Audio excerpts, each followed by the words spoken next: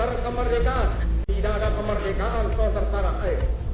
Kalau tuan-tuan menyerang kami dengan pedang dan bom dan beril dan meriam, maka kami akan melawan mati-matian, berkelahi mati-matian. Dan yakinlah, tuan-tuan tidak dapat mematahkan kami. Kami pasti dibantu Tuhan. Kami pasti akan merdeka.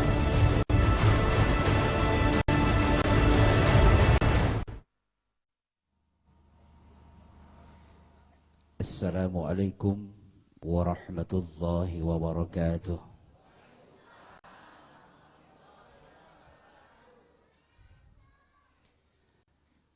A'udzu billahi minasy syaithanir rajim.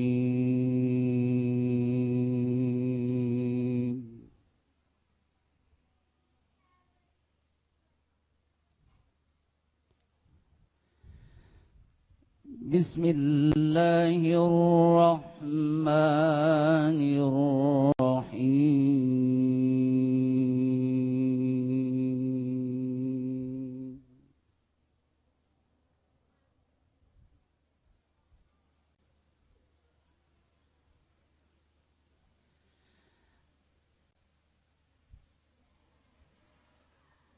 Ayahsabu an lan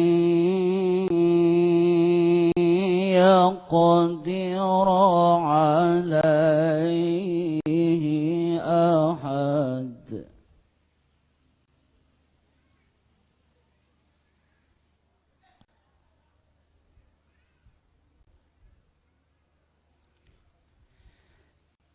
Yaqulu ahlaktu malan lubada.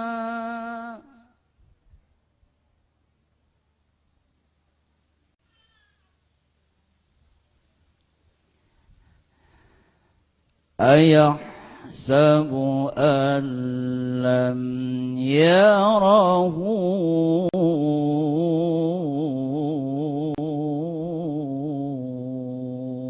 ahad.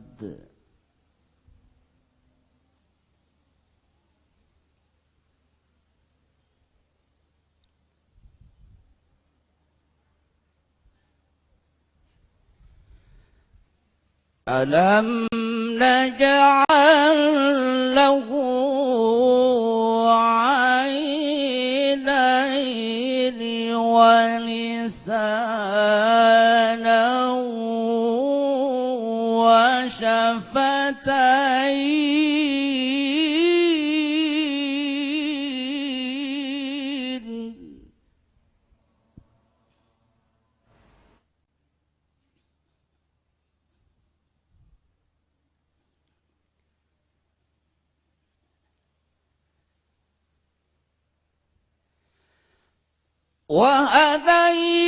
وهديناه النجدين فلاقتحم العقبة وما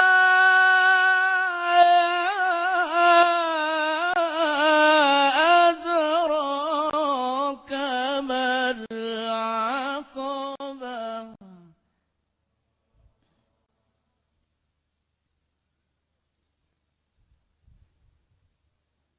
فك رقبة.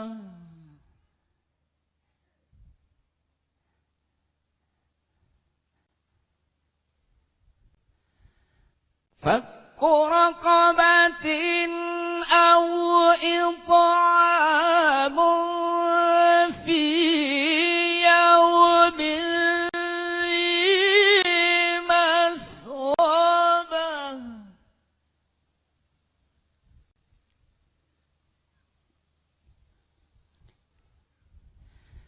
يتيما ذا مقربة أو مسكينا ذا متربة.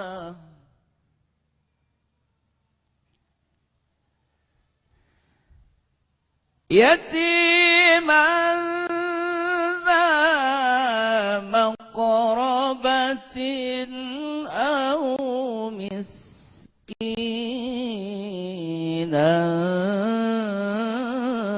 ذا متربة صدق الله العظيم. Assalamualaikum warahmatullahi wabarakatuh. Assalamualaikum warahmatullahi wabarakatuh. Alhamdulillahirabbil alamin. Allahumma shalli ala sayyidina Muhammad wa ala ali sayyidina Muhammad. Segala puji bagi Allah yang kembali mempertemukan kita dalam majelis ilmu Damai Indonesiaku yang kali ini disiarkan secara langsung dari Masjid Al-Falah Perum Pondok Cibubur, Jalan Radar Auri Cimanggis, Depok, Jawa Barat. Pemirsa yang dirahmati Allah, tidak ada yang disebut dengan terminologi kemerdekaan tanpa ada kata perjuangan. Ketika agama tauhid ditegakkan di muka bumi ini, kita melalui perjuangan dan akhirlah sampai dalam titik merdeka. Demikian juga negeri ini, di mana kita hirup udara kemerdekaan, tentu saja tidak diberikan secara gratis. Semuanya melalui sebuah perjuangan.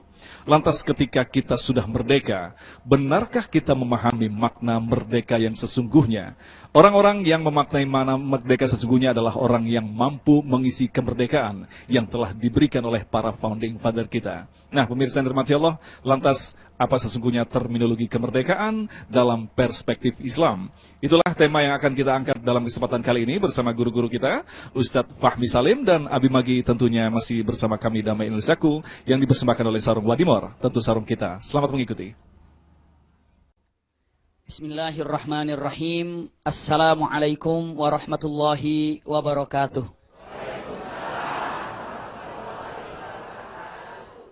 Innal hamdalillah nahmaduhu wa nasta'inuhu wa nastaghfiruhu wa na'udzu billahi min syururi anfusina wa min sayyiati a'malina. May yahdihillahu fala mudhillalah wa may yudlilhu fala hadiyalah. Asyhadu an la ilaha illallah wahdahu la syarikalah taqriran bihi wa tauhidan wa ashhadu anna Muhammadan abduhu wa rasuluhu amma ba'du. Alhamdulillahirabbil alamin. Ayahanda bunda, ikhwah akhwat fillah, para pemirsa Damai Indonesiaku TV One dimanapun berada, semoga seluruhnya selalu disertai dengan rahmat dan berkah Allah Subhanahu wa ta'ala. Kesempatan yang sangat berbahagia ini, nikmat yang selalu diteteskan bahkan dicurahkan kepada kita oleh Allah Subhanahu wa ta'ala setiap saatnya, setiap waktunya. Dan ini membuktikan cinta Allah kepada kita. Wabil khusus negeri kita, negara kita, Indonesia, sudah usia ke-71 tahun merdeka. Masya Allah, luar biasa. Indah, luar biasa. Dan ternyata kemerdekaan ini tidak gratis, namun balasannya adalah hal-hal yang luar biasa. Ataupun ditebus dengan cucuran air mata, keringat di mana-mana, tetesan air matanya, ataupun darah bergelimang di mana-mana. Sebenarnya ini sudah terlihat daripada sunnah Rasulullah SAW zaman dulu. Untuk memerdekakan, menegakkan kalimat tauhid saja, zaman dulu Rasulullah SAW harus berani melakukan apa-apa yang akan membuat mungkin secara duniawi akan meneteskan air mata, secara duniawi akan kehilangan beberapa sahabat dari nyawanya, tapi hakikatnya itu adalah sebuah perjuangan demi meraih kemerdekaan. Perang demi perang, kenapa? Karena hal ini adalah sudah menjadikan satu kelaziman siapapun yang ingin meraih kemerdekaan. Merdeka itu itminan, ketenangan, kenyamanan. Bagaimana akan ibadah tenang kalau tidak merdeka? Bagaimana sistem ekonomi akan berjalan dengan lancar kalau tidak merdeka? Bagaimana hidup akan mendapatkan keluarga sakinah kalau tidak merdeka? Bagaimana ngaji akan tenang kalau tidak merdeka? Maka merdeka ini satu hal naungan yang sangat luar biasa sekali. Itulah yang diajukan dan diperjuangkan oleh para pahlawan. Rasulullah, kenapa harus pindah hijrah dari Mekah ke Madinah demi memerdekakan akidah yang mana memang tercekal, terbelenggu oleh orang kafir Quraisy. Datang ke Madinah, di Madinah tidak dibiarkan, diserang pula. Subhanallah, mulai dari Badarnya, lalu Uhudnya, lalu Hamra'ul Asadnya, subhanallah, lalu Khandaknya, lalu Muraisinya, lalu Fatuh Mekahnya, lalu Hunainnya, terus bertubi-tubi demi memerdekakan akidah yang sangat dahsyat. Usikum wa iyaya nafsi bitaqwallah. Khandak, coba. Bagaimana ketika perang Khandak atau perang Ahzab saat mereka menyerang dengan ribuan orang, Rasulullah Shallallahu Alaihi Wasallam saat itu memberikan satu kode emergensi, para sahabat kumpul. Salman Al-Farisi mengatakan, ya Rasulullah, kunna bi Faris, kami di negeri Faris, idza khusirna khandaqna alaina, kalau kami dikepung maka kami bikin khandak. Maka Rasulullah menggali parit dalam waktu yang cukup panjang, dalam panjangnya luar biasa, hampir 5 kilo parit itu terbentang dari kota Madinah, Masya Allah, untuk menghalangi kaum kafir Quraisy. Maka saat itu apa yang terjadi? Ya, dalam keadaan lapar, dalam keadaan haus, para sahabat kelaparan tapi tetap tersenyum, para sahabat dalam keadaan kehausan tapi tetap gembira. Tapi punten, beberapa sahabat yang namanya lapar tetap lapar, lalu dia datang ke hadapan Rasulullah. Ya Rasulullah, dengan bangga, bukan mengeluh. Ya Rasulullah, aku lapar tapi aku masih kuat. Lihat, aku sudah diganjal perutku dengan 1 batu. Rasulullah, bagus, jazakallah khair, aku sudah 2 batu. Subhanallah. Perjuangan yang sangat luar biasa. Belum lagi ketika di Uhudnya, Rasulullah SAW harus terkena daripada pukulan pedangnya sampai rantai yang biasa menghalangi wajahnya harus masuk ke dalam jumjumah. Jumjumah itu di atas di sini. Maka tidak ada yang bisa mengambilnya kecuali Abdurrahman bin Auf menggigitnya daripada rantai yang masuk, lalu keluarnya derean air matanya. Subhanallah, para sahabat melihat Rasulullah sampai darah tidak bisa berhenti. Kenapa terluka? Lalu Fatimah dengan mengatakan, ya Rasulullah, saya akan menghentikan darahmu yang ada di kepala. Bagaimana caranya? Dia ngambil yang namanya kayu yang sudah kering, dibakarnya dalam keadaan masih menyala apinya, dimasukkan, ditempelkan ke kepalanya demi untuk menghentikan darah yang ada di kepalanya. Itu Rasulullah. Itu Rasulullah. Pejuang yang luar biasa. Demi apa? Menegakkan akidah. Untuk apa? Agar umat tenang beribadah. Tidak ada pahlawan di Indonesia ini. Kenapa mereka berjuang? Sampai berjuang. Jawabannya kenapa? Karena mereka menginginkan anak cucunya ibadah tenang, sholat tenang, puasa tenang, silaturahim tenang. Mereka yang diinginkan agar Indonesia tenang dalam berkhidmat kepada Allah Subhanahu wa taala dalam beribadah. Kenapa? Karena dalam Al-Qur'an juga dijelaskan bagaimana alladzinahu, atau dikatakan at'amahum min ju'i wa amanahum min khauf. At'amahum min ju'. Kenapa? Bagaimana at'amahum min ju' kalau dalam penjajahan? Lalu amanahum min khauf, bagaimana dia akan tenang kalau ibadahnya, kalau seandainya dalam penjajahan? Para ulama dulu, para pejuang dulu yang selalu mengomandangkan takbirnya di mana-mana, jawabannya adalah untuk memberikan kepada anak cucunya kebahagiaan, merdeka untuk membebaskan belenggu-belenggu kemusyrikan, merdeka untuk menjadikan nikmat dalam ibadah kepada Allah Subhanahu wa taala. Semoga kita bisa meraih kenikmatan akidah yang sahih, selalu direct ibadah pada Allah Subhanahu wa taala. Jazakumullah khair ala husni istima'ikum. Pemirsa yang dirahmati Allah, itulah tadi dalam catatan ribuan lembar sejarah tentang merebut sebuah kemerdekaan, terlahirlah apa yang disebut dengan manusia-manusia pahlawan. Disinilah kemerdekaan justru mengajarkan kepada kita sebuah filosofi yang sangat penting, bahwa kita pun harus melahirkan pahlawan-pahlawan. Pahlawan adalah sosok yang mampu memberikan kontribusi, baik bagi dirinya sendiri ataupun orang banyak. Disitulah kita harus melahirkan pahlawan-pahlawan dari awal, yaitu dari lingkungan rumah tangga kita. Insya Allah itulah yang akan kita bahas dalam segmentasi selanjutnya, Damai Indonesiaku, yang dipersembahkan oleh Sarung Wadimor, tentu sarung kita.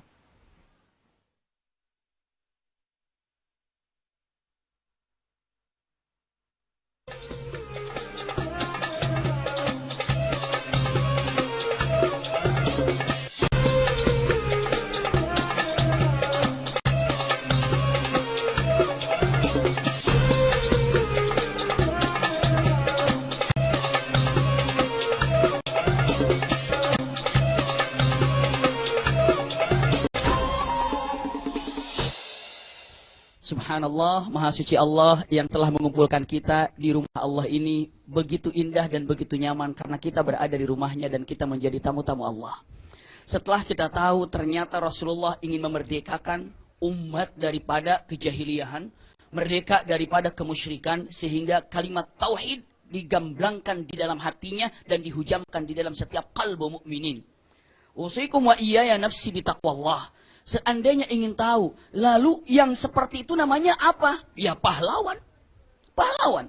Iya, lalu pahlawan itu secara makna banyak sekali. Namun yang jelas pahlawan itu bukan hanya untuk mengenang di dunia, tapi bagaimana jasanya itu sampai dia ke akhirat. Imam Syafi'i, pahlawan, mana beliau sudah wafat, tapi bukunya masih ada, masih ngalir pahalanya ke sana. Hambali, Maliki, Hanafi, pahlawan semuanya. Kenapa? Beliau sudah wafat, tapi pahalanya terus mengalir. Itu pahlawan yang sejati, yang sebenarnya sanggup menjadikan jasa yang dia lakukan tetap mengalir ke akhirat. Wa naktubu ma qaddamu wa atharahum wa kulla syai'in ahsainahu fi imamin mubin. Itu pahlawan. Pahlawan bukan memikirkan bagaimana dirinya untuk sukses di dunia, dikenang di dunia, tapi sampai wafat untuk selalu dikenang. Masya Allah, Pangeran di Penogoronya, Masya Allah, Kiai Haji Zainal Mustafanya di Tasikmalayanya, dan panglima-panglima yang lainnya, misalnya Jenderal Sudirmannya atau siapanya, para ulamanya, Bung Tomonya, Masya Allah, mereka sudah wafat, tapi jasanya terus mengalir. Setiap orang yang merasakan kenikmatan ibadah di muka bumi ini, demi Allah pahalanya sampai kepada para pahlawan. Sampai semuanya. Kenapa? Mereka berjasa. Lalu dengan mengatakan, waduh saya ingin jadi pahlawan, bagaimana nih? Saya pejabat tidak, RT tidak, RW tidak, saya ingin jadi pahlawan. Usikum wa iyaya nafsi bitaqwallah. Anda pahlawan dalam kapasitasnya masing-masing. Suami pahlawan bagi keluarganya, istri pahlawan bagi keluarganya, anak pahlawan, orang tua pahlawan. Jadikanlah seseorang pahlawan di mana kita berdiri. Paling tidak, mulailah kita sebagai pahlawan di rumah kita. Jadi pahlawan buat istri, jadi pahlawan buat anak, jadi pahlawan buat suami, yang mana yang akan menilainya adalah Allah Subhanahu wa Ta'ala. Masya Allah, anak bisa hafal Quran, anak bisa ngaji, anak benar akidahnya. Siapa? Ayahnya, dia adalah pahlawan. Dia adalah pahlawan yang kokoh dan kuat. Ingat, pahlawan itu dalam kata makna yang sangat panjang. Ada pahlawan di kantornya, ada pahlawan di organisasinya. Silahkan, karena yang namanya pahlawan sangat umum sekali. Guru juga pahlawan, tapi sayang, guru sekarang bisa ditabokin sama wali muridnya. Pahlawan ditabokin, coba bagaimana? Pahlawan bagaimana? Ini adalah mental cengeng yang ada di negeri ini. Anak dibentak sama gurunya demi kebenaran. Anaknya ngadu, orang tuanya marah, dimarahi pahlawan itu. Subhanallah. Coba bagaimana jiwa pahlawan itu mana diangkatnya? Usikum wa iyaya nafsi bitaqwallah. Kiai kami yang tercinta, Kiai Haji atau Doktor Kiai Haji Muhammad Maksum Yusuf, Pondok Modern di Ar-Risalah, Selawung sana. Beliau mengatakan, karena tiap hari kita makan tempe. Beliau mengatakan, nah, walau kalian tiap hari makan tempe, tapi mental kalian jangan tempe, jangan cengeng. Dibentak sama guru, terima. Dibentak sama ustadz, terima. Ternyata kalau ngadu sama orang tua, anaknya dimarahin. Sekarang ngadu orang tua, orang tuanya marah. Na'udzubillah. Mental pahlawan seperti apa yang ada yang akan dididikan kepada umat? Ini dia. Sekarang ini dengan mengatakan mental pahlawan yang sangat kokoh dan kuat. Usikum wa iyaya nafsi bitaqwallah. Jadikan masing-masing seperti pahlawan. Bagaimana Rasulullah, bagaimana caranya mendidik pahlawan kepada istri-istrinya. Sampai Rasulullah katakan, khairukum li ahlihi wa ana khairukum li ahli.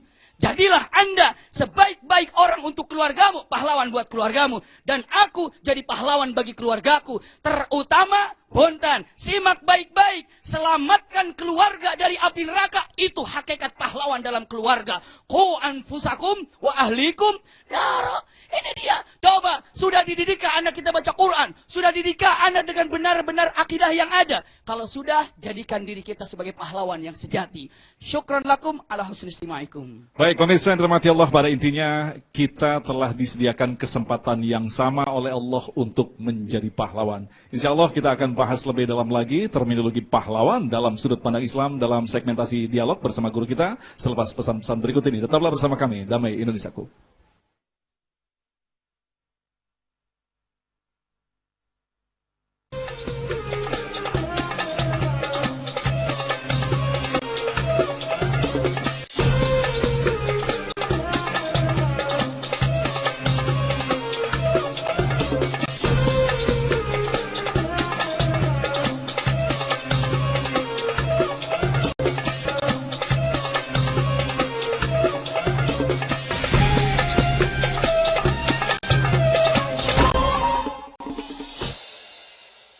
Baik, terima kasih pemirsa, Anda masih bersama kami. Damai Nusaku yang mengangkat tema tentang kemerdekaan dalam sudut pandang Islam. Alhamdulillah dari Abi Maki telah memaparkan pada kita sebuah mukadimah bahwa ternyata setiap insan, orang yang beriman memiliki peluang yang sama untuk menjadi seorang pahlawan. Nah, berbicara lebih dalam lagi tentang pahlawan, sebelum kita gali lebih dalam, kita ingin Abi untuk menggali tentang kisah Nabi Ibrahim ketika menemukan Allah di sini. Dalam tanda petik menemukan Allah. Ada perjuangan ternyata di situ, berat sekali.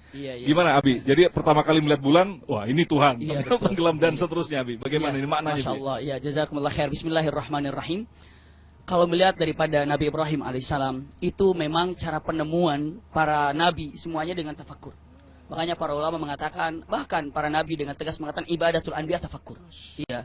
Tafakur ini perlu ketika mencari dan sesudahnya. Bayangkan kalau seandainya kita bertafakur tentang kemerdekaan negeri ini, insya Allah semuanya akan memanfaatkan tiap detik, setiap jengkal tanah di Indonesia untuk disuburkan dengan zikir, dengan takarrub kepada Allah. Kalau seandainya tafakur, karena ini adalah perjuangan yang mahal.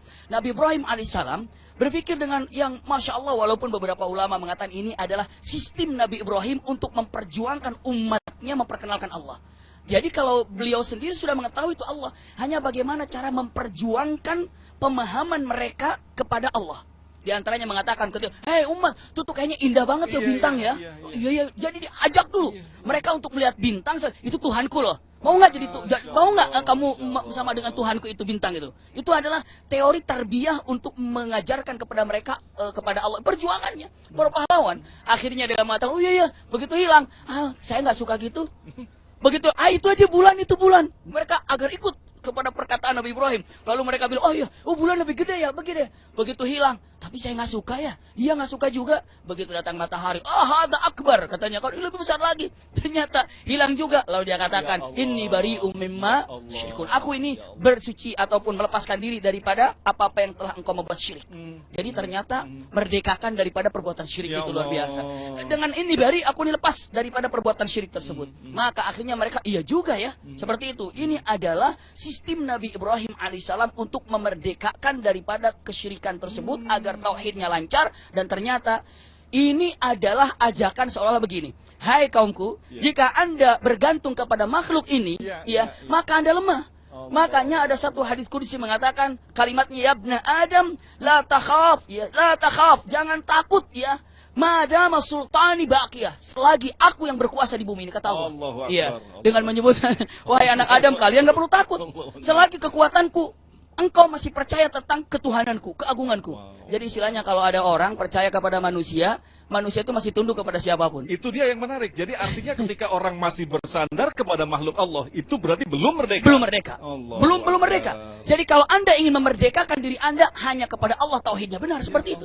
Jadi seolah-olah mengatakan, jika dengan mengatakan apabila anda tunduk kepada kekuasaan manusia, maka hakikatnya anda belum merdeka. Iya, masih ada yang ditakuti selain Allah, anda belum merdeka.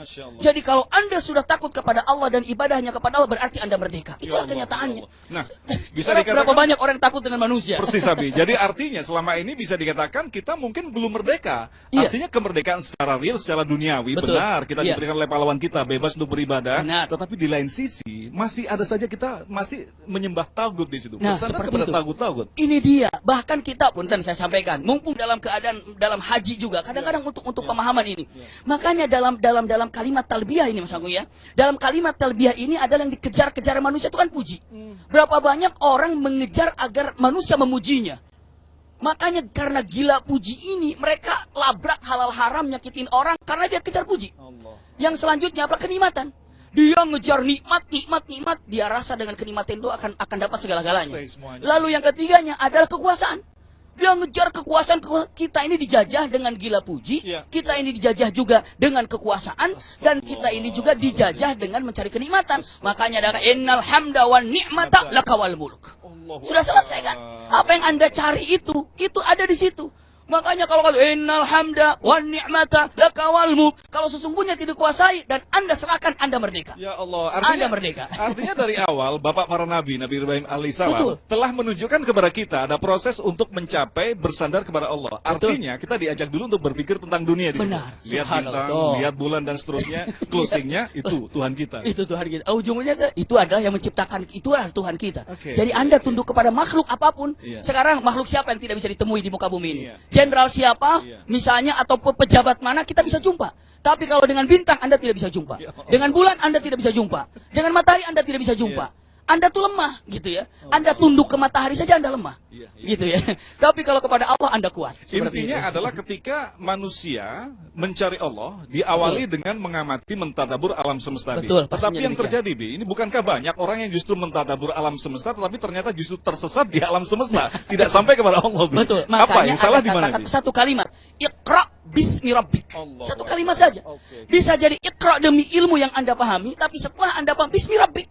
Kalau Anda pintar, wahai orang-orang pintar, tapi kalau tidak bismi rabbik, pastikan kepintaran Anda akan menyesatkan Anda.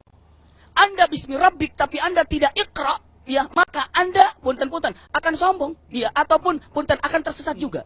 Orang cerdas tapi tidak bismi rabbik, sesat. Orang ingin bismi rabbik tapi tidak punya ilmunya, juga sesat. Makanya satu kalimat, iqra bismi rabbik. Ilmuwan, cerdas, pintar, bismi rabbik. Bedanya di situ, Seperti diawali itu. dengan bismillah. Bismillah semuanya, Masya Allah. lalu Atas nama Allah atas di nama situ. Allah. Iya, jadi iqra, baca agar Anda paham. Lihat agar Anda paham, tapi ingat ya bismi rabbik. Mau jadi apapun, mau jadi pahlawan dari pejabatannya, harus bismi rabbik. Mau jadi orang yang sukses dalam dalam dagangnya, harus bismi rabbik. Iya. Mau petani, harus bismi rabbik. Semuanya, sampai dai pun, mubalik pun harus bismi rabbik. Lantas pertanyaannya ketika sama-sama kita Iya. mengatakan Iqra bismi rabbika, atas nama Allah pun kita akan mentadabur segala sesuatu. Betul. Lantas bagaimana bisa muncul perbedaan dalam Iya. memaknai itunya, Bi? Apa artinya perspektif yang kita pikir ada kelompok ini, ada kelompok ini, padahal mereka sama-sama bismi rabbik. Itu dia. Kadang-kadang kalau dalam kalimatnya, subhanallah, ada beberapa doa ketika dipanjatkan pada Allah subhanahu wa ta'ala, pada Rasulullah, ternyata untuk menyatukan umat ini, tidak. Iya. Kenapa? Ini adalah untuk menumbuhkan rasa kasih sayang. Dulu di zaman para pahlawan, masjid satu saja rame untuk dihadapi, untuk bersatu di situ. Sekarang masjid satu aja dipecah-pecah. Iya, ribut dengan punten khilafiyah yang Betul, ada. betul. Meributkan masalah yang bukan Iya, masalah. satu kompleks 100 masjid. Nah itu dia. Kenapa masalahnya? Kalau tahu tentang perjuangan pahlawan yang Iya, lainnya, iya, ya, iya. dengan menyebutkan ketika nggak ada misalnya di pahlawan, ketika Allahu Akbar dulu perjuangannya, dia kunut nggak ya? Nggak ada begitu. Allahu Akbar. Dia lihat celahnya ngangkat apa enggak ya? Nggak begitu. Iya. Mereka mengatakan dia pejuang, dia adalah pahlawan. Bismillah. Iya, makanya kalau seandainya ada perbedaan, ini perkataan Ibnu Taimiyah dengan matan al-ikhtilafu baina ummati Muhammad rahmah. Perbedaan yang terjadi di antara umat Muhammad itu adalah membawa kasih sayang. Tapi kalau kita perhatikan dari fenomena yang terjadi di negeri ini, justru perbedaan itu malah Membawa ditangkap sebagai laknat itu. kayaknya. Apa yang terjadi, Bi? Harus Ya. kita mulai dari mana untuk membersihkannya? Harus mulai daripada yang namanya ukhuwah Islamiyah yang sebenarnya. Rasa cinta yang ada. Kalau sudah ada rasa cinta, apapun yang terjadi kepada orang tersebut, menasihati dengan cinta. Menasihati dengan sayang. Bukan menasihati dengan mengatakan Anda salah, saya benar. Tidak. Tapi menasihati dengan cinta. Menasihati dengan mahabbah. Makanya kalau dilihat, Rasulullah SAW diangkat mau menjadi nabi sebagai pahlawan dunia yang paling keren, yang nomor satu. Itu diawali dengan cara pelajaran yang Allah berikan. Di antaranya menggembala. Ya Rasulullah itu tidak kuliah di mana-mana. Ada pelajaran manajemen di situ ya? Manajemennya, menggembala. Memang apa dalam menggembala? Menggembala teliti. Kesabaran. Kesabaran. Iya, Bukan hanya teliti dan kesabaran, tapi sayang. Ada yang sakit binatangnya disimpan. Ada pengawasan. Ada di pengawasan, situ. teliti. Ya Subhanallah, Allah, dai ya Allah, teliti. ya Allah. Umat teliti. Teliti. Oh, jadi makanya Rasulullah mengatakan, "Ma min nabiyyin illa wara'ahul ghanam." Tidak ada seorang nabi pun kecuali di belakangnya, kecuali menggembala semuanya. Iya, Menggembala iya, semua. iya, Kenapa? iya. Teliti. Telitinya apa? Umat bagaimana? Keadaan bagaimana? Kan calon pemimpin. Iya, iya, Pemimpin harus tahu ini Pemimpin umatnya adalah bagaimana. seorang penggembala, Apa yang iya. harus menggembala. Iya, iya, iya. Makanya punten, kalau menggembala 100, hilang 1, 99 berarti Anda tidak teliti. Menggembala kambing 100, pulang jadi 101, bukan untung punya orang ada di situ itu. Iya. Jadi istilah teliti, soal kasih sayang. iya. Berarti dalam keadaan harus teliti nih. Harus teliti dan harus ada timbul kasih sayang. Baik, Masya Bi. Allah. Di usia yang Allah barik. ke-71 tahun Iya. perjalanan negeri ini, apa yang perlu kita perbaiki? Apa yang perlu kita koreksi ini, Bi? Jazakumullah khair. Usikum wa iyaya nafsi bitaqwallah. Kalau seandainya dengan menyebutkan kata-kata yang indah saja, apa yang perlu dikoreksi? Ya sudah, dari Pancasila nomor 1 saja, ketuhanan yang Maha Esa saja, itu sudah asal dijalankan dengan baik dan berketuhanan yang Maha Esa, bukan qul huwallahu ahad, Baik. Allahu samad, lam yalid wa lam yulad, itu saja dikerjakan aman insyaallah. Masya Allah, artinya barik. Pancasila sudah mencukupkan bagi kita sebagai koridor untuk bisa bersatu di sini. Bi, ya? Bersatu dalam ketuhanan Baik. yang Maha Esa saja. Baik, terima kasih Habib dan Allah baiklah barik. pemirsa yang dirahmati Allah. Dalam segmentasi berikutnya nanti Ustadz Fahmi akan memaparkan kepada kita, yaitu merdeka dari dominasi dan kekuasaan yang menindas. Tetaplah bersama kami, Damai Indonesiaku.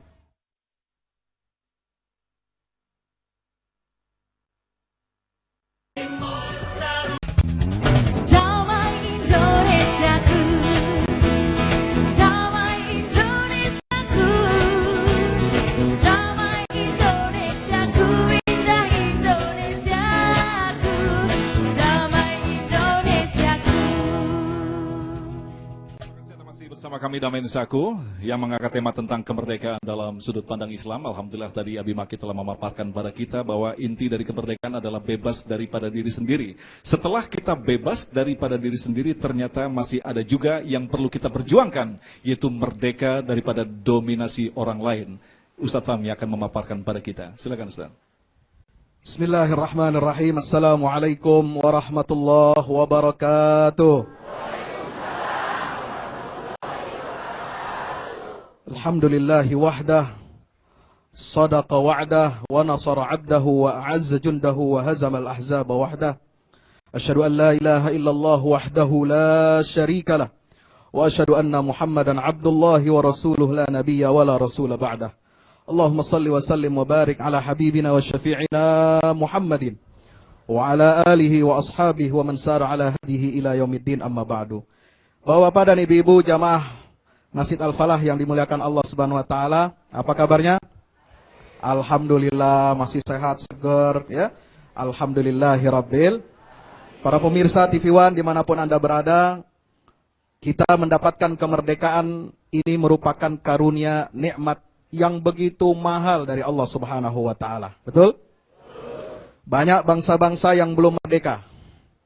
Kalau dulu para pendiri bangsa kita menyatakan di Mukaddimah Undang-Undang Dasar Negara Republik Indonesia tahun 1945 menyatakan bahwa kemerdekaan ini adalah berkat atas rahmat Allah Subhanahu wa taala. Dan para founding fathers kita, pendiri bangsa kita menyatakan kita bertekad setelah mendapatkan kemerdekaan ini untuk ikut menjaga ketertiban dunia dan perdamaian dunia. Bapak Ibu saudara yang dirahmati Allah Subhanahu wa taala, kemarin saya mendapatkan kiriman gambar-gambar yang menyentuh hati dari saudara kita, relawan Indonesia yang tinggal di Palestina, di Gaza. Orang-orang muslimin Palestina di Gaza, mereka ikut merayakan dan memperingati HUT kemerdekaan Indonesia yang ke-71. Mereka pakai pakaian seperti pramukanya di sana, Bu. Bu, ada ikut pramuka di sini? Nah, kemarin itu jambore dekat Cibubur. Alhamdulillah. Mereka pasang kerek bendera, bikin acara kegiatan-kegiatan yang memperlihatkan solidaritas dan kebanggaan mereka kepada kita bangsa Indonesia. Ini sebuah pesan bahwa kemerdekaan itu adalah nikmat yang mahal. Dan mereka juga berpesan kepada kita sebagai bangsa Indonesia, umat muslim terbesar di dunia, agar serius menolong mereka untuk bisa merasakan manisnya kemerdekaan. Insya Allah. Oleh sebab itu, kita harus mensyukuri nikmat kemerdekaan ini yang sudah 71 tahun kita dapatkan. Didapatkan tentu tidak dengan senang-senang. Bukan pemberian, bukan hadiah dari penjajah, tapi perjuangan yang menguras darah, menguras air mata, menguras harta, bahkan menguras nyawa anak-anak bangsa yang terbaik yang pernah dilahirkan oleh Ibu Pertiwi kita. Ibu-ibu dan bapak-bapak sekalian yang dirahmati Allah Subhanahu wa taala, setiap bangsa menginginkan dirinya untuk merdeka dari dominasi kekuatan asing. Baik yang orang itu, kekuatan lain itu dari dalam dirinya maupun dari luar. Contoh di dalam Al-Quran banyak sekali. Bagaimana Allah menggambarkan kisah tentang Nabi Ibrahim melawan kesewenang-wenangan dan kezaliman Raja Namrud yang ingin mencegah, menghalang-halangi beliau untuk berdakwah kepada Allah Subhanahu wa taala. Penindasan demi penindasan luar biasa. Ashabul Ukhdud juga ditindas, mereka disiksa, mereka dibakar hidup-hidup oleh raja yang zalim untuk apa? Mempertahankan keimanan dan keyakinannya kepada Allah Subhanahu. Talut dan Jalut di dalam Quran juga direkam oleh Allah Subhanahu wa taala. Dari sinilah para pahlawan bangsa kita yang beragama Islam banyak belajar tentang perjuangan bagaimana Talut bisa menaklukkan Jalut. Ya, Allah Subhanahu wa taala menyatakan, "Falamma jawazahu walladzina amanu qalu la taqata lana al-yawma bi Jalut wa junudih." Qalu. Allah Subhanahu wa taala menyatakan, orang ini di antara pengikut, di antara bangsa sendiri kadang-kadang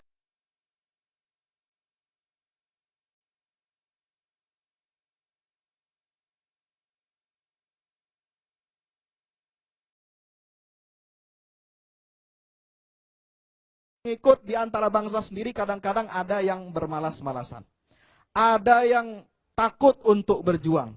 Mengatakan bahwa penjajah itu lebih kuat, penjajah itu lebih hebat, senjatanya lebih lengkap, kekuatannya lebih dahsyat daripada kita. Mana bisa kita mengalahkan mereka? Tapi Allah Subhanahu wa taala mengutus seorang yang bernama Talut sebagai panglima, sebagai pimpinan Bani Israel pada saat itu. Fahazamuhum biiznillah wa qatala Dawud Jalut wa atahu Allahul hikmah wal ilma.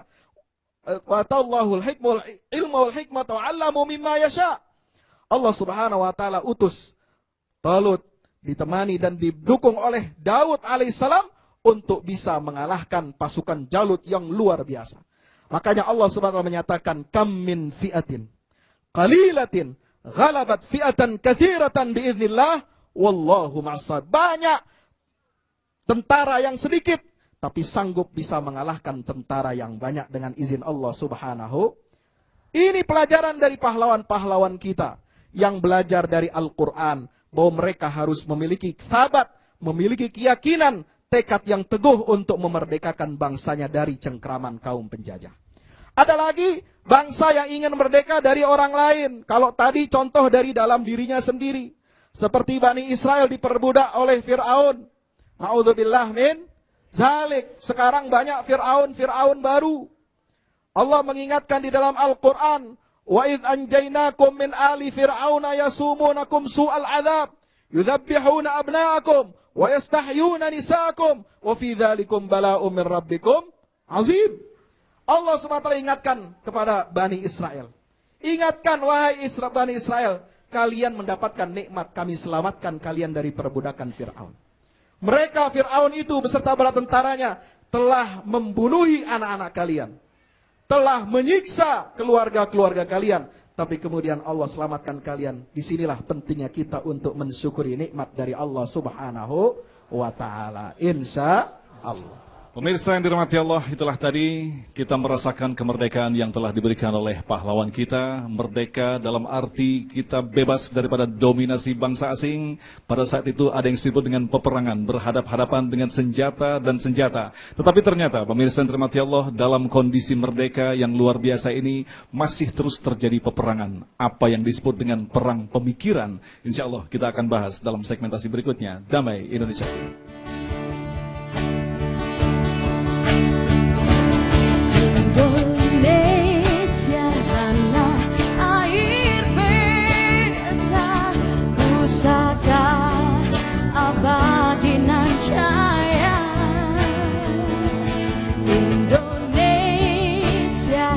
Sejak dulu kala tetap dipuja-puja bangsa.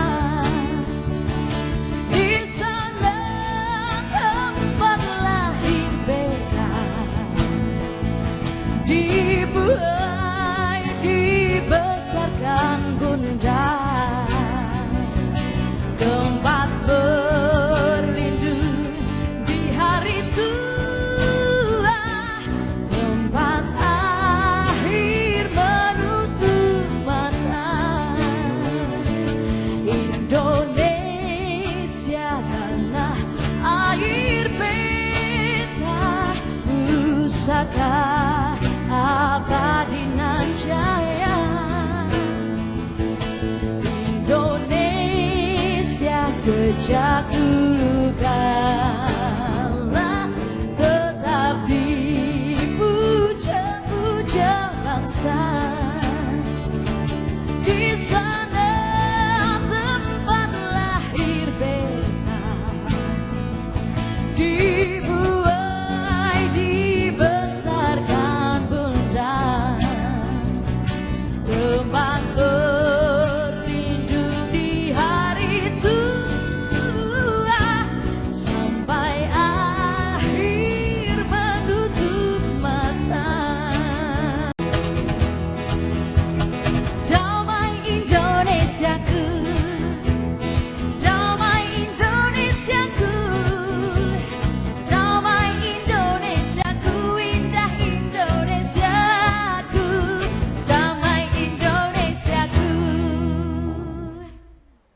Baik pemirsa yang dirahmati Allah, tanpa terasa kita sudah 71 tahun merdeka daripada penindasan bangsa asing yang waktu itu kita berperang secara fisik.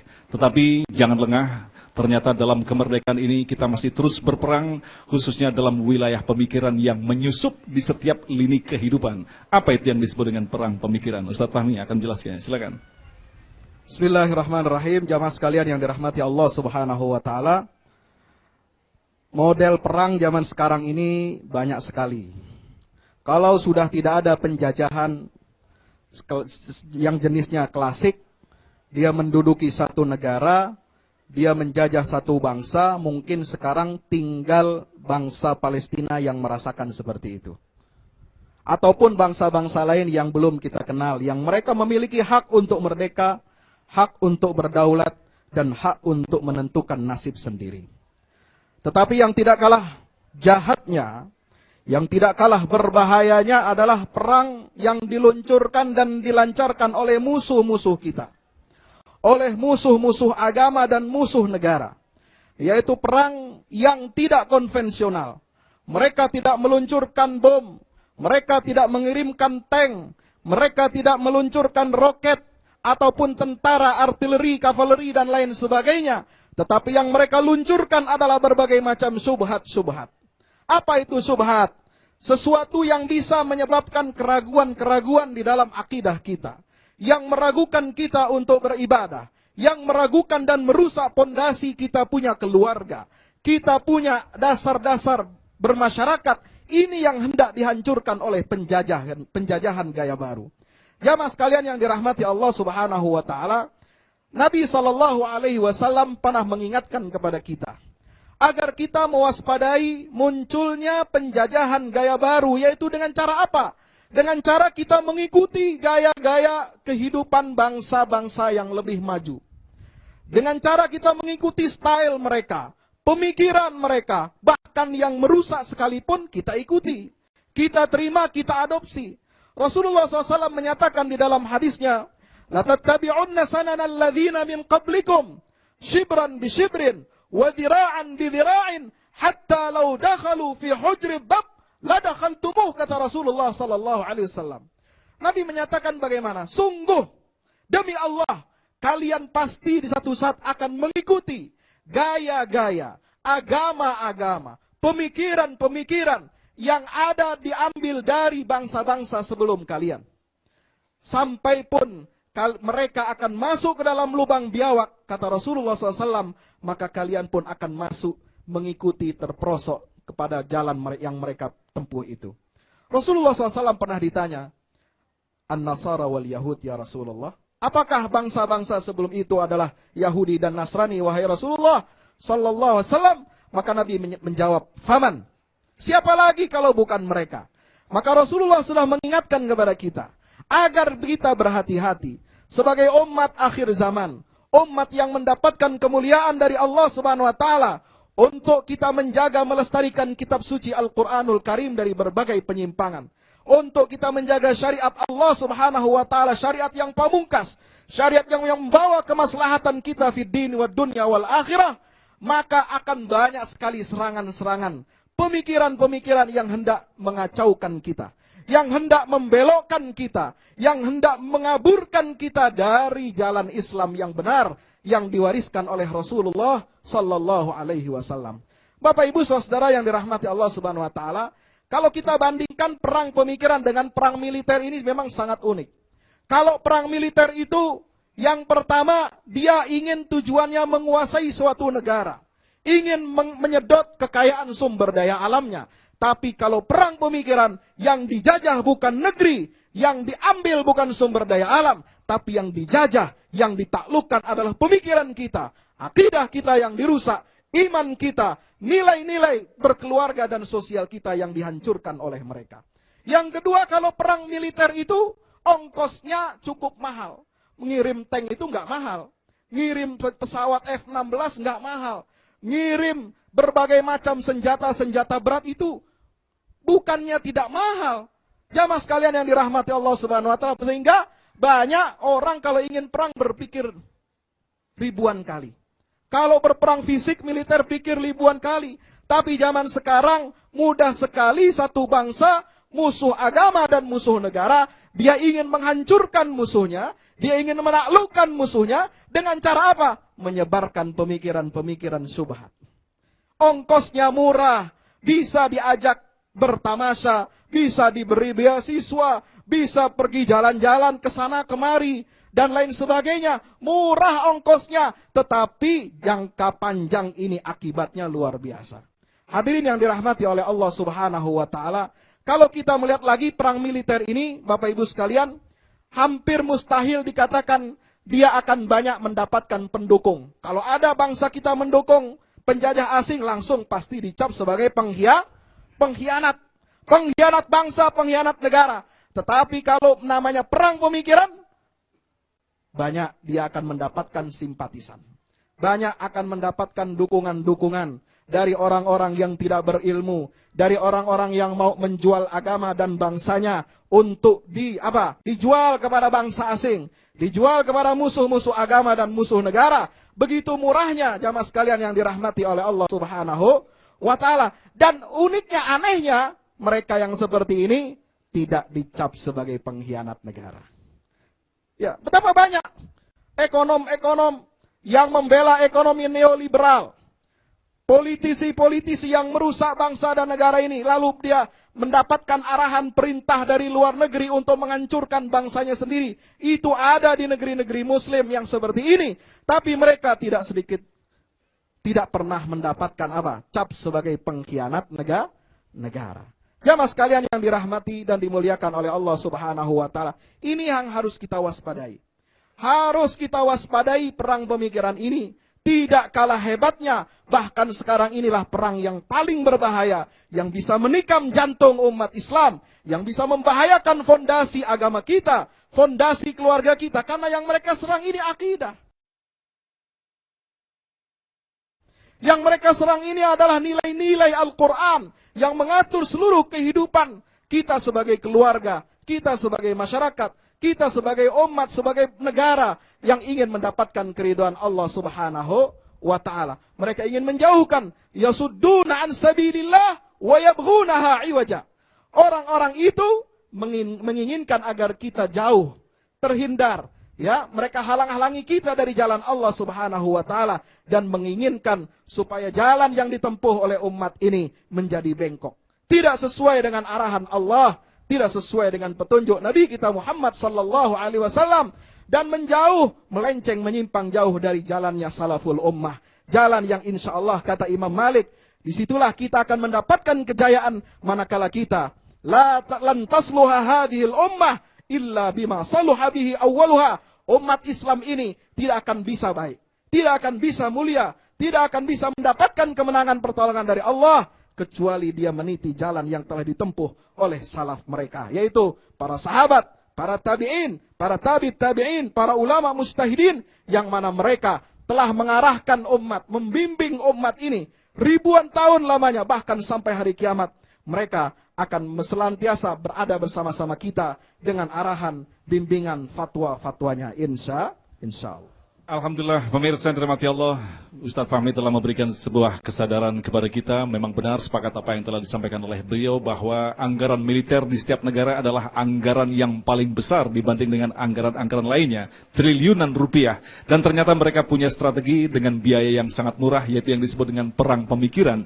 Ini bisa masuk di setiap lini kehidupan dalam bentuk apapun, diantaranya adalah media-media yang selama ini kita saksikan, bisa juga menyusupkan perang pemikiran di dalamnya. Lantas, bagaimanakah Islam memberikan solusi dalam menghadapi peperangan seperti ini? Insya Allah kami akan jawab dalam segmentasi berikutnya, Damai Indonesiaku.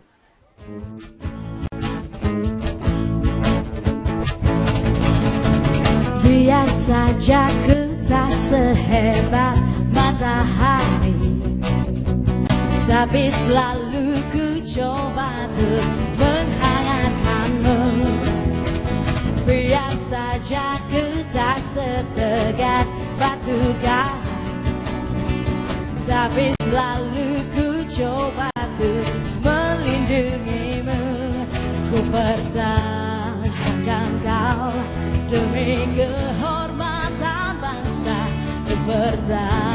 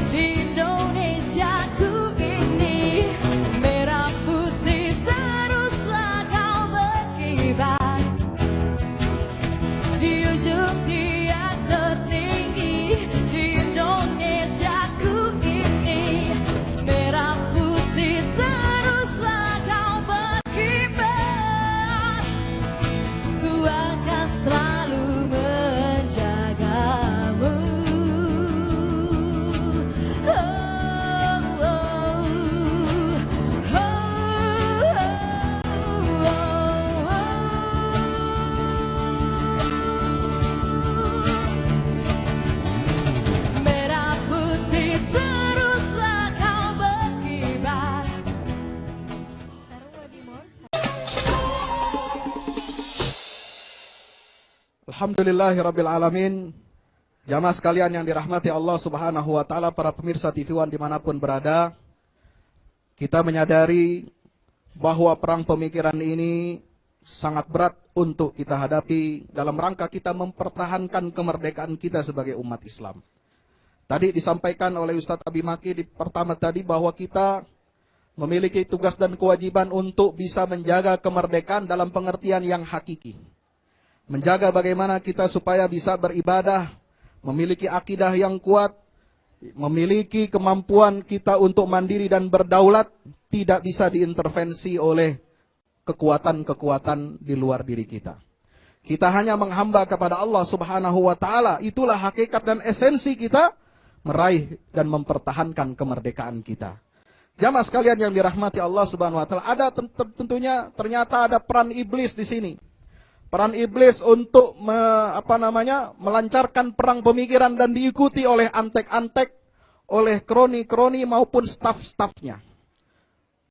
Bapak Ibu mungkin bertanya, apa iblis?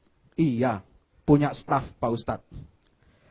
Apa iya setan punya kroni Pak Ustadz? Apa iya setan iblis itu punya teman, punya pendukung? Iya. Bahkan Allah Subhanahu wa taala nantang setan, nantang iblis sebagaimana digambarkan di dalam Al-Qur'anul Karim surah Al-Isra ayat 64. Wastafziz man istata'ta minhum bisautik wa ajlib 'alaihim birrajilika wa syarikhum fil amwali wal auladi wa'idhum wa ma ya'iduhumus syaitanu illa ghurura.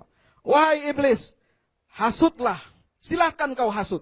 Siapapun orang di dunia ini yang bisa kau hasut. Kemudian kerahkanlah semua apa daya yang kau miliki. Baik pengikut-pengikutmu, tentara-tentaramu yang menggunakan kendaraan maupun yang berjalan kaki. Bahkan Allah Subhanahu wa taala menyatakan, "Wasyarikhum fil amwali wal auladi wa'idhum." Cara iblis untuk menjerumuskan kita, untuk menghancurkan nilai kemerdekaan kita hanya tunduk beribadah kepada Allah Subhanahu wa taala adalah bagaimana? Dia menjadi serikat kita. Dia masuk menyusup ke dalam diri kita, ke dalam sanubari kita. Dia mengarahkan kepada kita bagaimana caranya meraih harta yang haram. Na'udzu syarikhum fil amwal. Iblis menunjukkan kepada kita cara-cara untuk meraih harta yang haram. Cara-cara korupsi ditunjukin sama iblis. Makanya koruptor-koruptor itu pengkhianat apa bukan? Pengikut iblis apa bukan? Pengekor-pengekor yang dari luar itu, mereka orang-orang yang mengikuti arahan dan perintah asing itu merupakan bala tentaranya setan. Wasyarikhum fil amwal wal aulad. Kemudian yang kedua mengarahkan supaya anak-anak kita ini menjadi kafir, menjadi rusak akhlaknya, menjadi lemah imannya, menjadi hancur moralnya.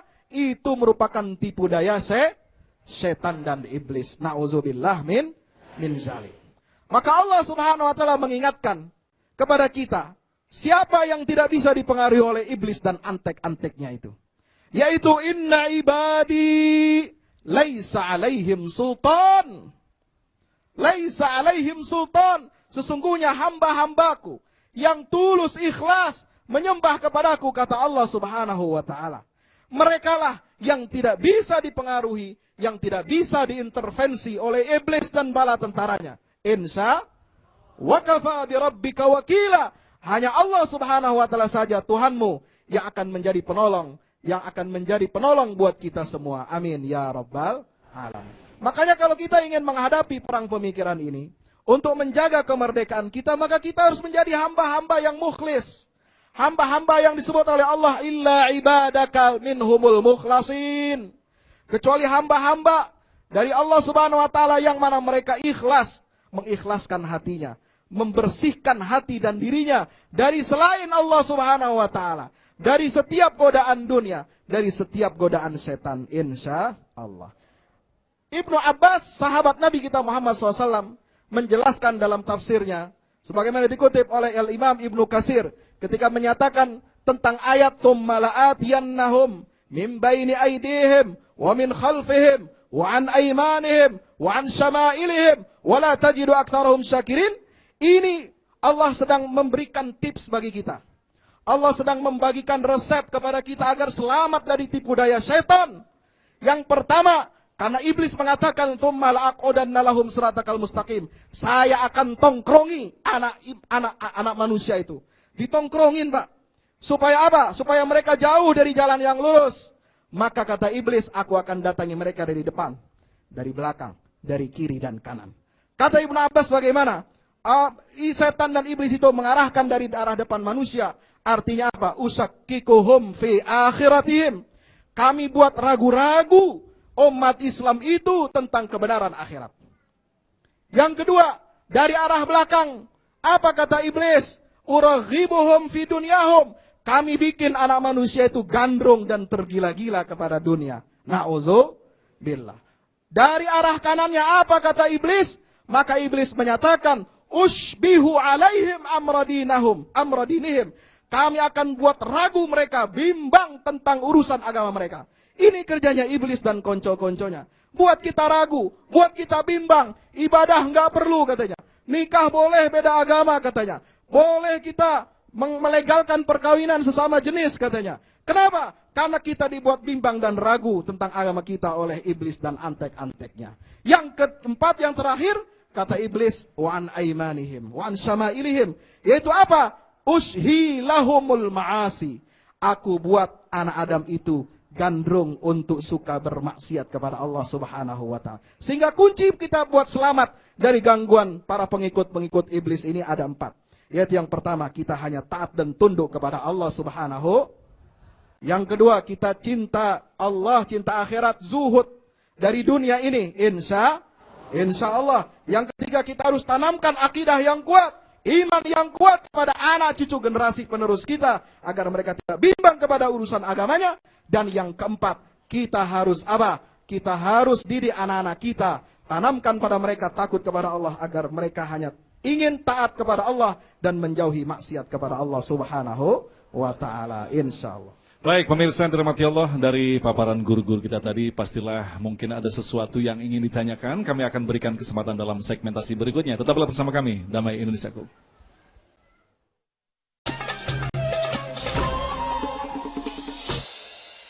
Terima kasih pemirsa, Anda masih bersama kami Damai Indonesiaku. Sebelum kita lanjutkan pada segmentasi tanya jawab, kita akan saksikan sebuah tayangan. Puji syukur kepada Allah bahwa program kesayangan kita, Damai Indonesiaku, berhasil mendapatkan yaitu penghargaan dari MUI dan KPI sebagai program Ramadan dalam kategori ceramah. Yaitu alhamdulillah yang telah diserahkan oleh Ketua MUI. Tentu saja kita akan saksikan tayangan berikut ini.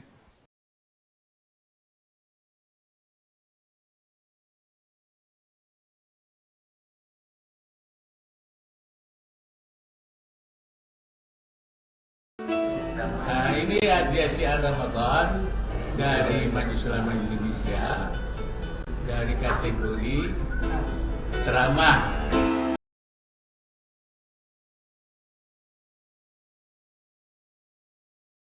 Nah, ini adalah merupakan kelanjutan acara syiar Ramadan, penghargaan terhadap tayangan-tayangan TV selama bulan Ramadan, hasil pemantauan Majelis Ulama Indonesia bekerjasama dengan KPI. Dari sekian acara ceramah yang memperoleh nominasi, maka terpilihlah TV One sebagai yang terbaik dengan judul Damai Indonesiaku.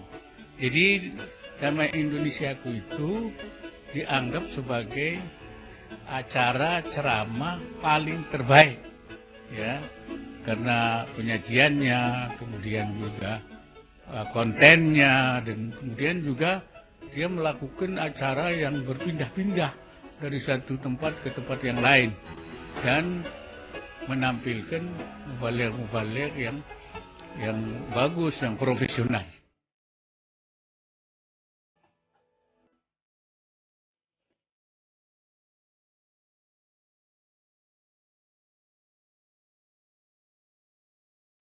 Tadi pemirsa dan rahmati Allah, kita tentu saja membutuhkan doa, mudah-mudahan kita akan terus istiqomah untuk bisa menampilkan acara ini. Barangkali dari Ustadz Fahmi terlebih dahulu sebagai komponen dari MUI, yaitu Sekretaris Komisi Dakwah dari MUI. Catatan apa yang bisa disampaikan dalam penghargaan ini? Iya, alhamdulillah kita mengucapkan puji syukur kehadirat Allah Subhanahu wa taala. Bahwa program Damai Indonesiaku ini kan sudah berjalan 7 tahun Bapak Ibu sekalian. Dan konsisten, komitmen, alhamdulillah. Kontennya ditata secara baik, melalui hasil kajian, penelitian, kemudian dipilih juga, mohon maaf, ini bukan karena saya bagian dari situ, dan saya bukan jurinya loh ya, walaupun saya dari perwakil dari MUI juga. Ya, ini dipilih ustadz-ustadz mubalik yang alhamdulillah berlatar belakang dari berbagai macam ormas gerakan Islam. Kemudian juga yang punya komitmen tinggi kepada ajaran Islam, kepada persatuan umat Islam, dan juga ingin merindukan bahwa hadirnya ajaran Islam, konten-konten Islam di televisi itu berkualitas. Ya, jadi ini patut kita syukuri. Perjalanan ini adalah, kalau saya melihatnya, Damai Indonesia ini adalah sebuah kerja besar, amal jama'i. Ya, kalau ceramah yang kemarin dinominasikan dalam acara Syiar Ramadan itu kebanyakan tampil sendiri. Ya, monolog. Ya. Artinya hanya satu tokoh, satu figur. Tapi alhamdulillah di Damai Indonesia ini bermacam-macam dai dan mubalik, berganti-gantian, bisa berdua, kadang bertiga, kadang juga rame-rame, 5, 6 sampai 7 orang. Ini luar biasa. Menjadi pembelajaran dan pencerdasan buat masyarakat Indonesia. Baik, terima kasih Abi. Mungkin dari Abi Maki sedikit dari catatan yang diperoleh oleh Damai Indonesia. Jazakumullah khair. Bismillahirrahmanirrahim. Yang paling utama, paling nikmat itu Damai Indonesiaku itu adalah secara tidak langsung memakmurkan masjid. Memakmurkan rumah Allah Subhanahu wa taala. Ini yang paling hebat. Karena apa? Karena barokahnya ilmu itu apabila disampaikannya di tempat rumah Allah, dan ini masjid. Masya Allah. Terus yang kedua, yang datangnya pun seperti wajah-wajah gini, ikhlas semuanya wajahnya. Masa menunggu, bayangkan saja acara misalnya jam 3 zuhur sudah sholat di sini, nunggu. Masya Allah, sampai begitu selesai jam 5 nanti, kok cuma sebentar. Ini haus ilmu semuanya. Dan ini bukan di sini saja, oleh bangsa Indonesia ditunggu Damai Indonesia karena memakmurkan masjid yang sangat luar biasa. Masjid ke masjid ini adalah barakah antara barakah. Kalau dibilangnya nurun ala nur. Masya Allah. Terima kasih. Baik, kita langsung pada pertanyaan yang pertama. Kami silakan kepada Bapak Umar Fatah. Tafadhol. Assalamualaikum warahmatullahi wabarakatuh. Pertama-tama kami ucapkan terima kasih kepada dua ustadz yang sangat mengesankan dalam memberikan inti kemerdekaan tadi, yaitu Ustadz Abi Maki dan Ustadz Fahmi, di mana dalam inti ceramahnya itu bagaimanapun juga nikmat yang diberikan Allah kepada kita adalah sangat besar, sehingga tercapailah kemerdekaan di Indonesia. Dan sebagaimana kita semua mengetahui dan memahami bahwasanya, langsung pertanyaan Bapak, tanpa perjuangan para pahlawan kemerdekaan itu dengan takbir dan merdeka, niscaya kemerdekaan itu tidak akan didapatkan. Tapi masalahnya sekarang, pertanyaannya kepada kami, media dan orang-orang pada zaman sekarang ini akan ada kesan untuk membelokkan bahwasanya kemerdekaan itu bukan adalah hasil daripada para pejuang-pejuang Islam yang dalam perjuangan dengan pekikan Allahu Akbar dan merdeka, tetapi adalah dari orang-orang lain yang dahulunya tidak mempunyai partisipasi sama sekali. Masya Allah, luar biasa pertanyaannya. Inilah pertanyaan kami, bagaimana sebagai umat Islam kita bisa mengantisipasinya. Wassalamualaikum warahmatullahi wabarakatuh. Waalaikumsalam warahmatullahi wabarakatuh. Bapak Umar Fatah, perang pemikiran tadi itu Ustaz Fahmi mungkin ya. Oke, yang berikutnya adalah dari Bapak Abdullah. Silakan. Assalamualaikum warahmatullahi wabarakatuh. Langsung saja pertanyaan kepada Ustaz Fahmi Salim.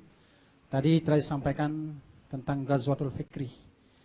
Nah, perang pemikiran tentunya untuk mengalahkan peperangan ini tentu dengan pemikiran juga. Sementara kita tertinggal di bidang iptek, ilmu pengetahuan dan teknologi. Nah, apa kiat-kiat kita kaum muslimin agar bersaing di dunia global saat ini sehingga kita memenangkan Ghazwatul Fikri itu. Syukran Ustaz. Baik, untuk yang pertama Bapak Umar Fatah, Habib Maki bisa menjawabnya, pembelokan pemikiran, pembelokan fakta di sini. Silakan, Abi. Bismillahirrahmanirrahim. Jazakumullah khair. Pastinya apapun yang mahal di muka bumi ini ternyata sejarah. Sejarah itu mahal. Apapun, ya. Karena sejarah ini adalah satu hal yang sangat mahal. Ketika memahami sejarah yang benar, benar kesananya. Memahami sejarah yang salah, ya salah kesananya. Bahkan bukan hanya sekedar itu, memahami sejarah yang benar ketika melihat asar jejak sejarah itu ternyuh ke dalam hati. Ya, begitu tidak memahami dalam sejarahnya, maka tidak berpengaruh. Ketika orang melihat Ka'bah, ketika dia minum air Zam-Zam, ketika melihat Safa Marwah, ketika melihat Arafah, kalau dia tahu sejarahnya, pastikan dia akan selalu dihiasi dengan tetesan air mata ketika melihat Ka'bah. Ketika tawaf, dia tetesan air matanya keluar, tak tahu sejarahnya. Tapi kalau dia tidak tahu sejarahnya, dia akan ketawa-ketawa, nggak ada kekhusyuan. Pun sama. Ketika bangsa Indonesia ini punten membelokkan sejarah yang ada, pastikan penghargaan kepada para pahlawan itu hilang. Bahkan melanjutkan daripada langkah-langkah pahlawan itu sirna. Punten, sekarang kalau sejarah salah, punten, maling bisa jadi pahlawan. Pahlawan bisa jadi maling karena sejarah yang salah. Nggak usah begitu, misalnya ada yang diadili, coba diadili, itu kan menceritakan tentang sejarah dia. Bagaimana dia ini bisa terbunuh, bagaimana dia ini bisa diracuni, semua yang dicari itu sejarah, walaupun sejarah singkat. Tentang kepribadian, ada CCTV-nya semuanya, yang diributkan sejarah. Nah sekarang ketika mengatakan, memang banyak cenderung dengan menyebutkan bahwa kemerdekaan ini tidak didukung, mungkin dengan menyebutkan tidak kalimat takbirnya, para ulamanya tidak berperan, la haula wala quwata illa billah, ini adalah melenceng daripada sejarah yang keliru. Maka bagaimana caranya? Inilah bangkit umat mukminin mukminat, bila perlu masing-masing seseorang dari keturunan-keturunan para ulama sejarah-sejarah yang dulu, tolong catat sejarah-sejarah para ulama dulu, para istilahnya apa? Para pahlawan dulu, ini sejarahnya. Saya rasa sekarang untuk melihat daripada keturunan-keturunan pahlawan yang kita miliki, ditakutkan kakeknya pahlawan, eyangnya pahlawan, lalu keturunannya terbengkalai, sama sekali tidak ada penghargaan dari kita, dari negeri. Kenapa? Mereka adalah pahlawan bangsa. Maka sebaiknya kita cari mereka keturunannya, lalu apa? Catat sejarah demi sejarah seperti apa yang terjadi. Jadi intinya bagi kita, bangsa Indonesia khususnya, untuk mencari sejarah yang real, yang benar, sehingga apa? Bisa membenahi sejarah yang hakikatnya seperti apa. Bila perlu, kita sama-sama untuk meluruskan sejarah dengan sebaik-baiknya, lillahi ta'ala, untuk membenarkan daripada sejarah yang hakiki. Wallahu a'lam. Terima kasih. Yang berikutnya, Ustadz Fahmi dari pertanyaan Bapak Abdullah tentang perang pemikiran. Bismillahirrahmanirrahim. Bagaimana caranya kita memenangkan kontestasi atau persaingan dalam perang global ini? Umat Islam hampir merata di seluruh penjuru dunia ini sekarang sedang lebih sibuk memikirkan persoalan-persoalan furu'iyah, persoalan khilafiyah yang lalu dibumbui oleh masalah-masalah, ya, sentimen mazhab, sentimen agama, dan lain sebagainya. Padahal dalam diskusi-diskusi mengenai masalah akidah, masalah teologi, itu sebenarnya ayat-ayat yang diperselisihkan, yang dipertentangkan itu tidak lebih dari 10 ayat. Tapi kita sibuk membahas masalah ayat. Yadullah fauqa aydihim, istawa alal arsy, ir-Rahman istawa alal arsy, ya. Kemudian apalagi banyak ayat-ayat seperti ini yang berbicara tentang hakikat zat Allah Subhanahu wa taala seperti apa. Ada 3 aliran, ada yang mengisbat, ada yang mentakwil, ada yang mentafwid. Apa tuh Pak Ustadz? Melongo. Paham kagak, Bu? Bu, belajar insya Allah. Ntar lihat di pesantren, macam-macam itu pelajaran bisa dibantu. Nah, tapi banyak di dalam ayat Al-Quran, ribuan ayat berbicara tentang, pertama, tentang ayat kauniyah. Ayat-ayat yang berbicara tentang kebesaran Allah Subhanahu wa taala, af'alullah. Bagaimana matahari, bulan berputar, bagaimana gunung, bagaimana sungai-sungai, bagaimana alam semesta ini diciptakan oleh Allah Subhanahu. Kemudian sejarah ini, tarikh itu ada 3/4 isi Al-Quran. Supaya apa? Umat Islam ini melek sejarah seperti tadi dikatakan oleh guru kita, ya. Jadi 2 ini. Masalah sejarah supaya umat Islam melek, supaya lurus akidah tauhidnya. Kalau kita bisa baca sejarah dengan baik, sejarah mulai dari penciptaan Adam sampai Nabi kita Muhammad SAW, itu diluruskan oleh Al-Quran. Dan yang kedua, ayat kauniyah ini mesti difungsikan. Teknologi, kita punya bapak bangsa seperti B.J. Habibie, tapi Masya Allah, kita tidak menghargai beliau sebagaimana mestinya. Ini teknologi, ayat kauniyah, ini harus kita fungsikan supaya apa? Umat Islam bisa memenangkan pertarungan di era globalisasi, insya Allah.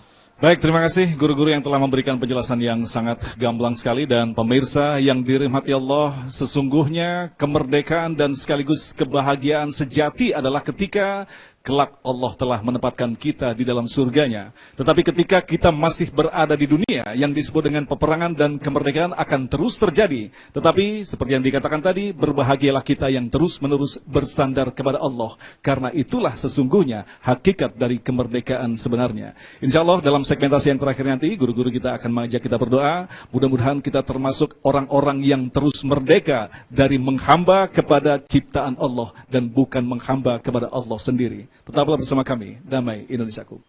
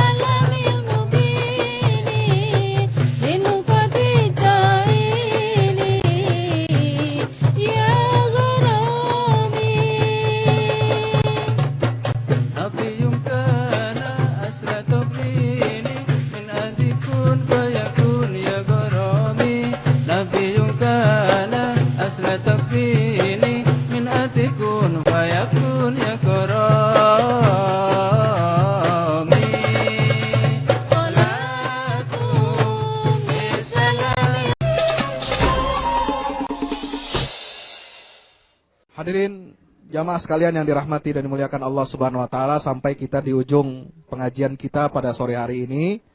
Kita bersyukur kepada Allah, mudah-mudahan kita dapat ilmu yang bermanfaat. Amin ya rabbal alamin. Inti daripada kemerdekaan itu adalah bahwa merdeka itu kita harus terbebas dari segala hal yang bertentangan dengan ajaran agama kita.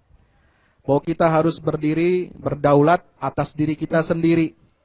Kita nggak menuhankan jabatan, nggak menuhankan uang, nggak menuhankan pangkat, nggak menuhankan syahwat, tidak menuhankan partai dan lain sebagainya. Ya, kita berdaulat atas diri kita sendiri, kita hanya menyembah Allah Subhanahu wa taala. Itulah hakikat inti daripada kemerdekaan ini. Yang disebut di dalam Al-Quran, yukhrijun nas minaz zulumat ilan nur. Karena misi Al-Quran ini adalah mengeluarkan manusia dari kegelapan kepada cahaya Allah Subhanahu wa ta'ala. Insya Allah, mudah-mudahan pertemuan kita, silaturahim kita pada siang hari sampai menjelang sore hari ini mendapatkan barakah, mendapatkan ridha Allah Subhanahu wa ta'ala, dan dapat kita manfaatkan ilmu yang dengan sebaik-baiknya, kita tularkan kepada sanak keluarga kita, anak cucu dan keturunan kita. Amin ya rabbal alamin. Baik pemirsa, demikian Damai Indonesiaku untuk kesempatan kali ini, dan insya Allah besok pada hari Minggu kami akan hadir dari Masjid Az-Zikra, Taman Grand Galaksi Indah Bekasi, Jawa Barat dengan penceramah Kang Rasid, kemudian Kiai Haji Haris Hakam dan Ustadz Azhari Nasution.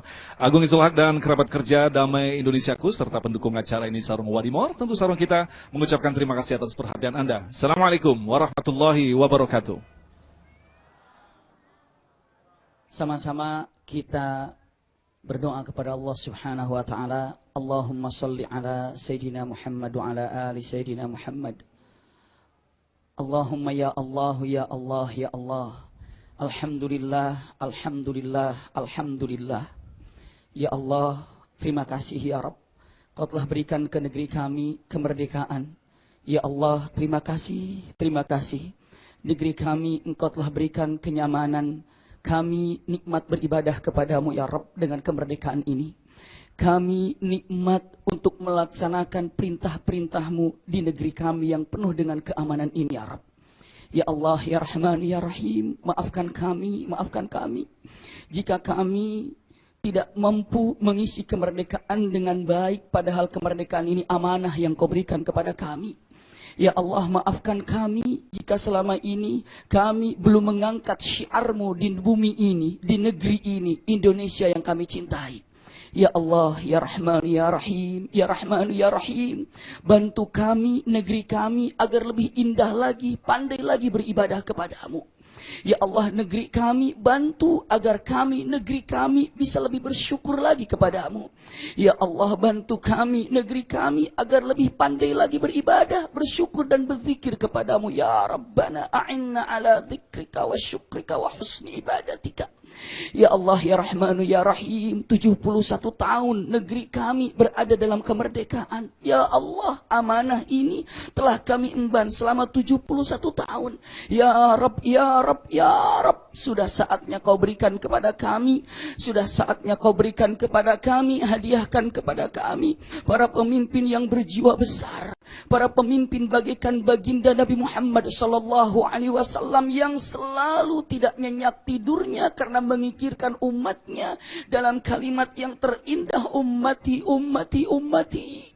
Ya Allah, Ya Rahman, Ya Rahim, hadiahkan ke negeri kami pemimpin yang berhati lembut bagaikan Abu Bakar As-Siddiq. Berikan kepada kami, hadiahkan kepada kami para pemimpin yang tajam dan berani menyampaikan yang hak bagaikan Umar Ibn Khattab. Hadiahkan kepada kami pemimpin yang memiliki rasa malu yang tinggi bagaikan Uthman bin Affan. Ya Allah, berikan kepada kami, hadiahkan ke negeri kami pemimpin yang cerdas bagaikan Ali bin Abi Thalib. Ya Allah, Ya Rahman, Ya Rahman, Ya Rahman, irhamna, irhamna, irhamna. Ya Allah, Ya Rahman, Ya Rahim, Ya Rahman, Ya Rahim.